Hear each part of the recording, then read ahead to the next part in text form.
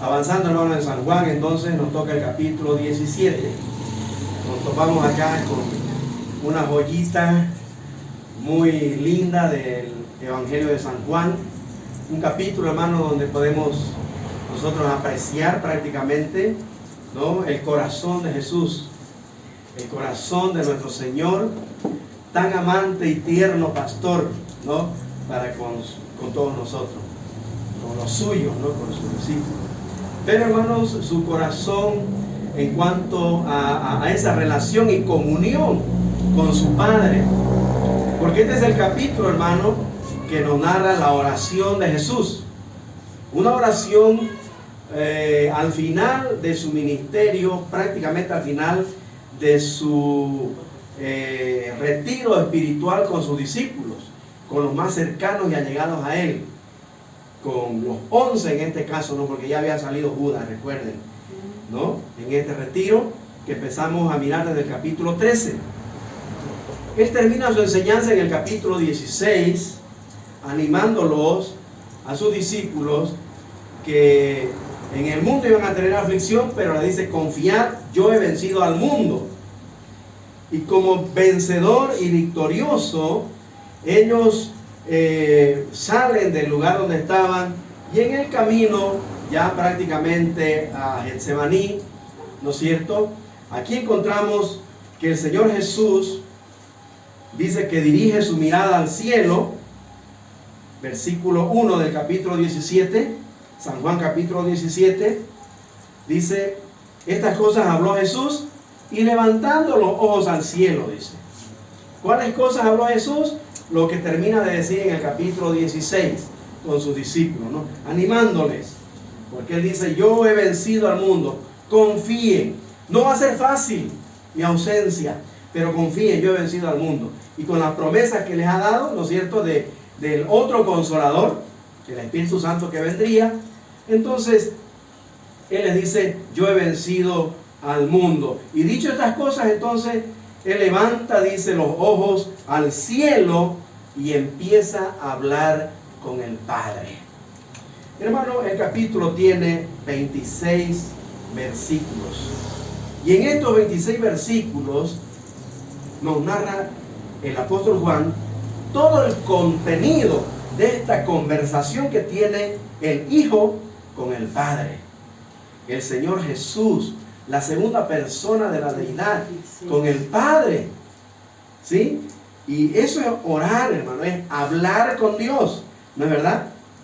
Los niños saben muy bien eso, que orar es hablar con Dios, es conversar con Dios como conversamos con cualquier amigo, ser querido, familiar, ¿no? Como un hijo se acerca a un padre y conversan, pues comparten. Eso es orar, hermano. Y yo quiero en esta mañana desafiar nuestras vidas a una vida, hermano, de comunión, una vida de oración, tomando el ejemplo del Señor Jesús aquí en esta oración que nos narra Juan en el capítulo 17. Esta conversación que tiene el Señor Jesús con su Padre, ¿ya? Y para los que les gusta tomar nota, anoten el título de este tema: vitalidad de la oración. Vitalidad de la oración. El Señor Jesús, hermano, aquí nos va a enseñar cuán vital en nuestra vida espiritual es la oración. Es comunicarnos con Dios, tener la comunión diaria con Él. Es tan vital, hermano, que prácticamente no podemos hacer nada sin el Señor, sin depender de Él. ¿Ya? En todo lo que emprendemos, en todo lo que hacemos, hermano, la oración debe regir nuestra vida. Ahora, mirando la vida, en la experiencia del Señor Jesús, si usted busca, por ejemplo, en San Marcos, a ver, busque San Marcos, capítulo 1, el versículo 35. La oración fue parte importante en la vida del Señor Jesús. En realidad fue muy esencial la oración en la vida del Señor Jesús. esa comunión, ese tiempo de dialogar, de conversar con el Padre acerca del propósito de su venida a este mundo, ¿no es cierto? Y paso a paso, cómo desarrollaba su misión. Como hermanos, aquí el Señor nos enseña que es importante orar. ¿Alguien tiene San Marcos 1:35? Por favor. Levantándose muy de mañana, siendo aún muy oscuro, salió y se fue a un lugar desierto y allí oraba. Muy de mañana, siendo aún oscuro, dice. Qué lindo que podamos imitar a nuestro Señor, ¿no? Y levantarnos temprano, muy de mañana, para tener ese tiempo con Dios, para conversar con nuestro Padre, ¿no? Y vamos a ver, hermanos, qué era la conversación del Señor con su Padre. Pero estamos considerando que era tan esencial, ¿no?, en la vida del Señor Jesús, en todo lo que Él hacía. En una ocasión, Él después de orar bajó y eligió a sus discípulos, ¿no? En otra ocasión, cuando iba a empezar su ministerio, tuvo 40 días y 40 noches en ayuno y oración, hermano, en el desierto, cuando iba a empezar su ministerio público. Entonces fue parte esencial en la vida del Señor Jesús.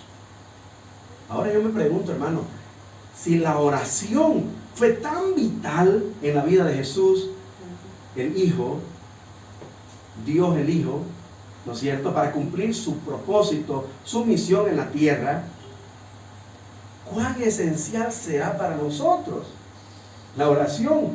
¿Cuán importante debe ser la oración para nosotros, sus discípulos, sus seguidores ahora? ¿Sí? ¿Cuán vital, hermano? Porque de esto depende el éxito en nuestra carrera. ¿Sí? De la dependencia de Dios en oración. Esto lo tenía muy claro el Señor Jesús. Por eso, al empezar su ministerio y al terminarlo, aquí en San Juan 17, Él lo hace orando, hermano, mostrando y enseñando a sus discípulos la importancia de depender del Señor en oración. Y es que sin mí, dijo el Señor Jesús, nada podéis hacer. Y es así, hermano. Si no estamos permaneciendo en Cristo, si no estamos conectados a Él, ¿ya?, perseverando en Él, podríamos decir que todo lo que hagamos va a ser en vano. Es como un cero a la izquierda, ¿no?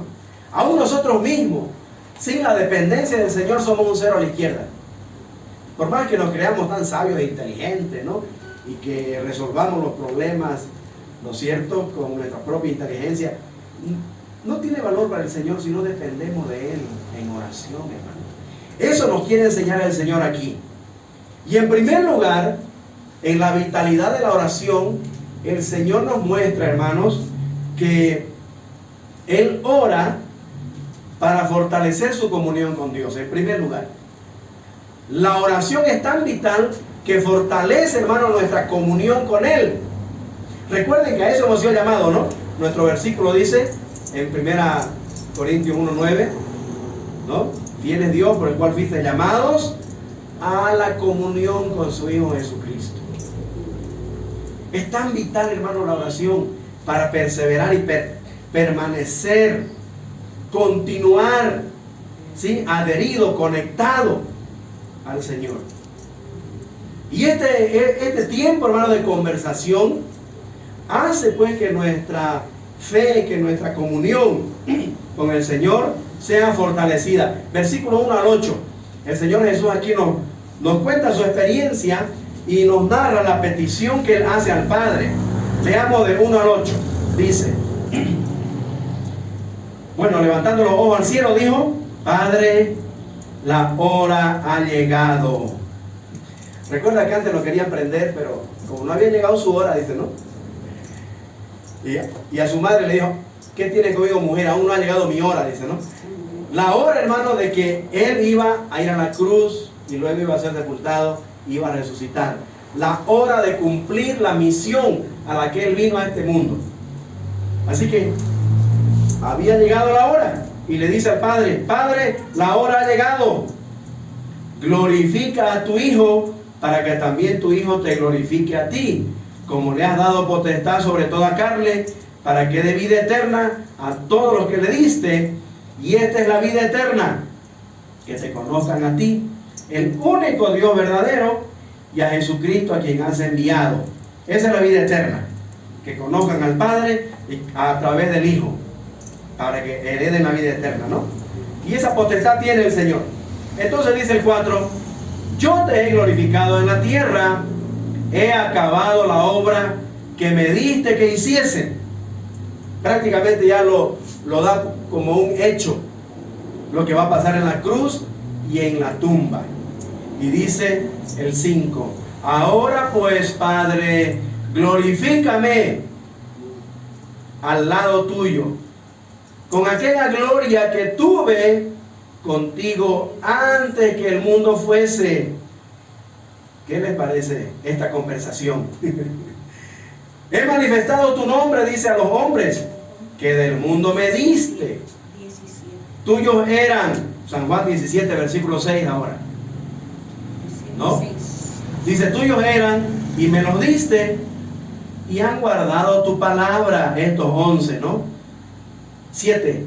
Ahora han conocido que todas las cosas que me has dado proceden de ti.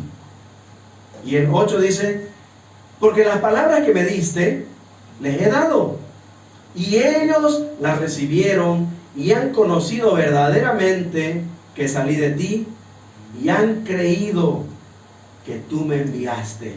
Hermano, aquí hay una conversación tan íntima entre el Padre y el Hijo, que se remonta pues a la eternidad, ¿no? Como dice ahí, antes que el mundo fuese, ¿no?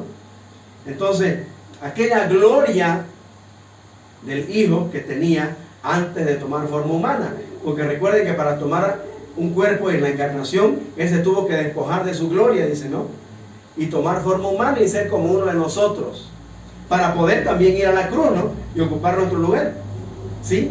Sin dejar de ser, sin embargo, la segunda persona en la deidad, ¿sí?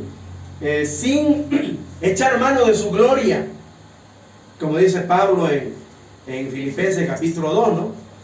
Que siendo Dios no estimó el ser igual a Dios como cosa que aferrarse, sino que se despojó, ¿no es cierto? En alguna ocasión nomás manifestó su gloria, como por ejemplo en la transfiguración, ¿recuerdan? Cuando se transfiguró y ahí se mostró en toda su gloria y esplendor, que los discípulos que estaban con él turbados dijeron, a ver, hagamos una enramada, ¿no? Para Moisés. ¿Quiénes más estaban? Moisés, Elías y el Señor, ¿no? El Señor Jesús, ¿no es cierto? En la transfiguración, ahí manifestó su gloria. Pero mientras estuvo con esa misión de ser el Redentor, o de ser el Cordero de Dios que quita el pecado del mundo, y antes de su resurrección, ¿no es cierto? Entonces Él pide en esta parte, Señor, glorifica a tu Hijo, así como tu Hijo te glorificó y te glorifica. Hermano, esta conversación entre el Padre y el Hijo tiene que ver prácticamente con quién es Jesús aquí. Y el Señor Jesús aquí es más que un hombre común y corriente, es más que un ángel. Él es Dios mismo, hermano, porque solamente Dios, para decir estas palabras, ¿no? De ser glorificado junto con el Padre, porque Dios no comparte su gloria, dice el profeta, ¿no? El profeta Isaías dice que Dios no comparte su gloria con nadie, pero al compartirla con el Hijo, y el Hijo con el Padre, y el Padre con el Hijo, nos muestra quién es Jesucristo, hermano. Jesucristo es Dios hecho hombre, la segunda persona de la deidad, que trajo a mostrarnos al Padre, a revelarnos al Padre, para que nosotros podamos conocer al Padre y podamos tener el acceso al Padre, ¿no? Entonces esta conversación muestra que Jesús es Dios, hermano, ¿ya? En unidad con el Padre, uno en esencia, Dios, dos, por supuesto, cada uno en su función, pero en esencia uno. ¿Está bien? En segundo lugar, versículo 9 en adelante, miramos que la oración fortalece nuestra comunión, no solamente con Dios, como Jesús y su Padre, pero también fortalece nuestra comunión con otros. Es decir, estamos en tan íntima comunión en relación con el Padre que nos acordamos de nuestros seres queridos y queremos interceder por ellos. Y el Señor Jesús aquí, en esta conversación con el Padre, dice, hablando de los que el Padre le dio como regalo, que fueron los 11 discípulos, dice el 9, yo ruego por ellos. Recuerden que el 8 está hablando de los 11 que le han conocido, que Él le ha dado a conocer, todo lo que ha recibido del Padre, y ellos han creído, dice que tú me enviaste. Y hablando de ellos, dice el 9, ya acordándose, ¿no? En esa conversación, saca el tema de los 11 discípulos y dice el versículo 9, yo ruego por ellos. Subraya esto, hermano, la segunda petición del Señor. Intercede por sus seres queridos. No ruego por el mundo, sino por los que me diste, porque tuyos son, ¿no? Y todo lo mío es tuyo y lo tuyo es mío, y he sido glorificado en ellos, ¿no? Entonces, yo ruego por ellos. Hermano, aquí aborda el tema de los apóstoles, los discípulos del Señor Jesús, estos 11 que Él había amado, dice, ¿no? Y los amó hasta el final. ¿Qué vemos aquí en esta oración, hermano? Que el Señor Jesús, el Dios el Hijo, en la íntima comunión con el Padre, conversando y hablando del proyecto redentor, de la gloria que disfrutaban juntos y que ahora llegó la hora de volver a tomar su gloria, se acuerda de estos seres queridos, de sus discípulos, a quienes el Padre le había dado como regalo, ¿no? Y Él entonces empieza a interceder por ellos y les dice, le dice al Padre, te ruego, ¿no? Por los que me diste. Y dice, ellos están en el mundo, ¿no? Y dice el versículo 11, y ya yo no estoy en el mundo, mas estos están en el mundo. Y yo voy a ti, dice, no, Padre Santo, a lo que me has dado. Vuelvo a tomar el tema, ¿no? De ellos. En primer lugar, la primera petición para ellos dice, subraye, guárdalos en tu nombre. Guárdalos en tu nombre. Hermano, la primera petición a favor de sus discípulos del Señor Jesús es por protección. Sí, Padre, ellos están en el mundo y yo voy a ti. Cuando estaban conmigo yo los protegía, yo me encargaba de ellos. Ahora que yo me voy, le pide el Señor, protégelos, guárdalos, protégelos en tu nombre, le dice, ¿no? Qué hermoso. Para que sean uno así como nosotros. Y sigue diciendo, vamos a leer hasta el 16. Cuando estaba con ellos en el mundo, yo los guardaba, yo los cuidaba en tu nombre. A los que me diste, yo los guardé y ninguno de ellos se perdió, sino el hijo de perdición, para que la escritura se cumpliese. ¿Quién era ese? Judas. A ver, centrémonos en la lectura. Pero ahora voy a ti, dice, ¿no? Y hablo esto en el mundo, para que tengan mi gozo cumplido en sí mismo. Yo les he dado tu palabra y el mundo los aborreció, porque no son del mundo, pues, como tampoco yo soy del mundo. No ruego que los quites del mundo, sino quién va a ser luz del mundo, ¿no? Si no, dice, lo que te pido es que, subrayen, otra vez repite, los guardes del mal, literalmente del maligno, quiere decir, que los guardes del maligno. Esta es la primera petición, hermano, que los seres queridos de Jesús, sus discípulos amados, Dios los guarde, porque Él se iba y ellos quedaban. Así que se los encomienda al Padre. Qué bonito gesto, ¿no? Del Señor Jesús, hermano. Orar por sus discípulos pidiendo protección. Número 2, versículo 17. Bueno, el 16 dice, no son del mundo como tampoco yo soy del mundo. Petición número 2, 17. Santifícalos en tu verdad. Santifícalos en tu verdad. Tu palabra es verdad. Segunda petición, pide protección en primer lugar y en segundo lugar, santificación para ellos. Vamos a leer hasta el versículo 19. Dice, como tú me enviaste al mundo, así yo los he enviado al mundo. Y por ello yo me santifico a mí mismo, para que también ellos sean santificados en la verdad. ¿Ya? Sean santificados en la verdad. Recuerden, hermano, que ser santo es ser apartado, dijimos, ¿no? Ser santificado es ser apartado para Dios. Del mal, del pecado, acercado a Dios. Separado para un propósito, para Dios. Así que el Señor le pide al Padre que los guarde del mal, pero que también los aparte, ¿no? Y los conserve netamente para la misión que se les ha encomendado, que el Señor les va a encomendar, que es llevar el Evangelio a toda criatura, dice, ¿no? Predicar el Evangelio, siendo testigos en Jerusalén, en toda Judea, en Samaria y hasta lo último de la tierra. Así que necesitaban estos hombres ser santificados, ser apartados para este propósito. Y por eso el Señor intercede por ellos. ¿Ya? En tercer lugar, versículo 20 dice, mas no ruego solamente por estos.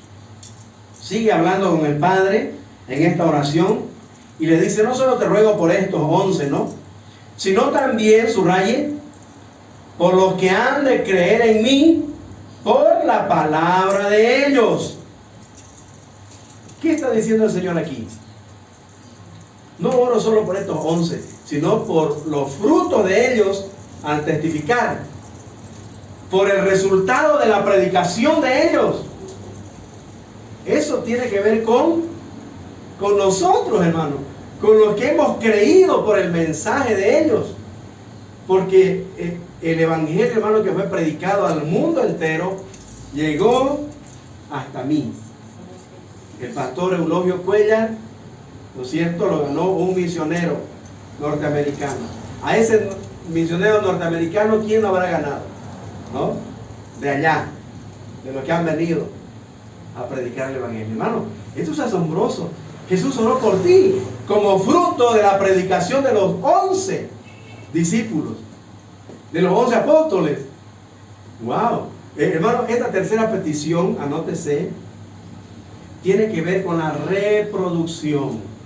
Él oró al Padre por la reproducción de estos 11, porque estos 11 al final se volvieron 120.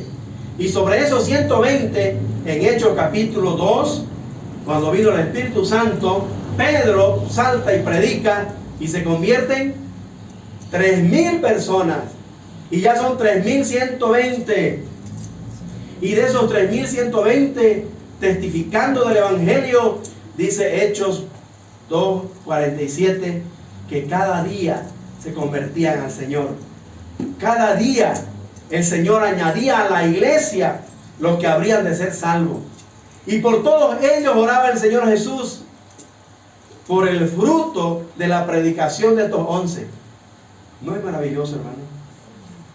Que el Señor Jesús haya orado por nosotros como el fruto de la evangelización de estos 11. La reproducción, hermano. Entonces el Señor intercedió por protección, por santificación, por, ahora, la reproducción de ellos. ¿Ya? Y miremos una cuarta petición más, versículos 21 al 23.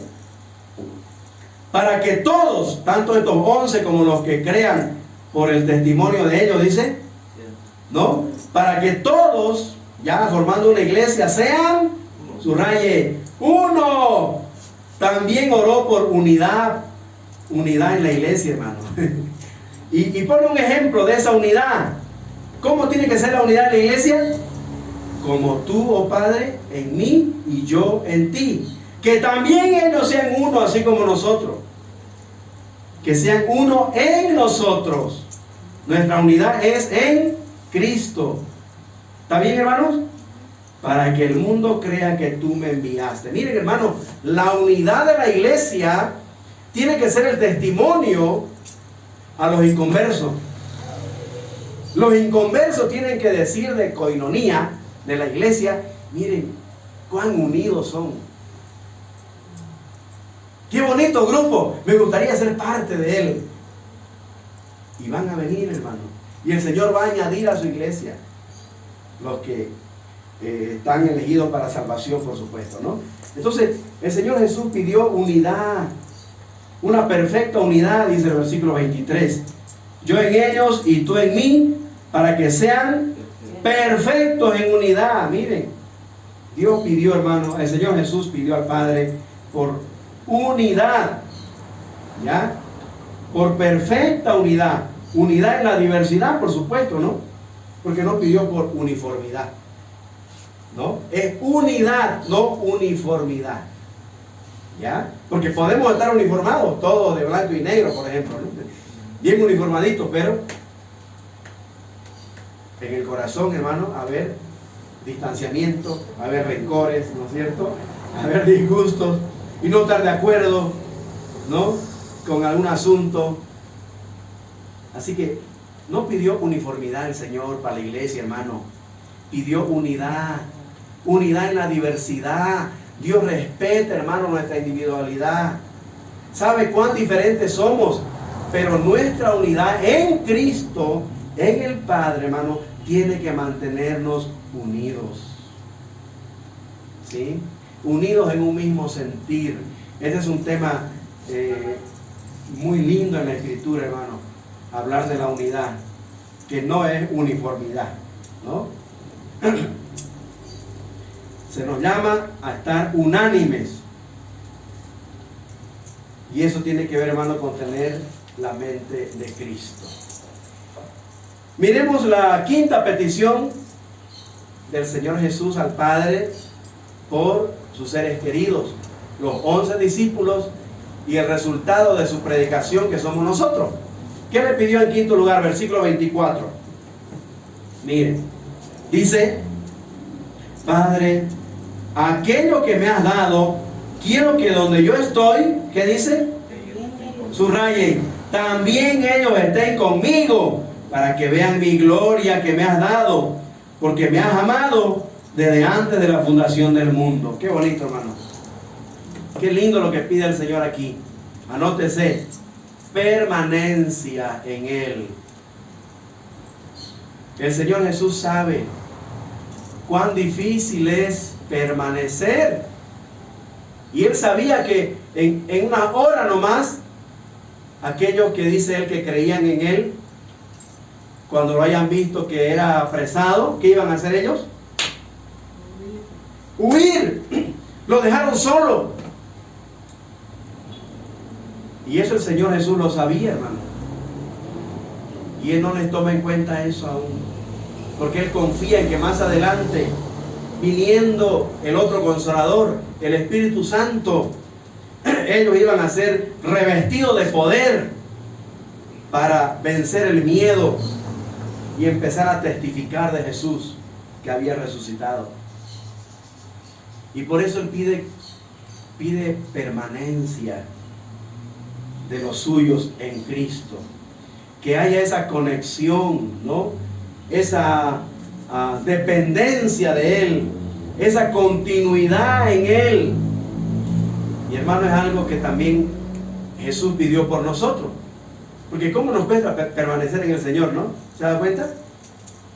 ¿Cuántos empezamos? Por ejemplo, yo recuerdo que éramos hartos en la sociedad de jóvenes en mi iglesia cuando yo me convertí.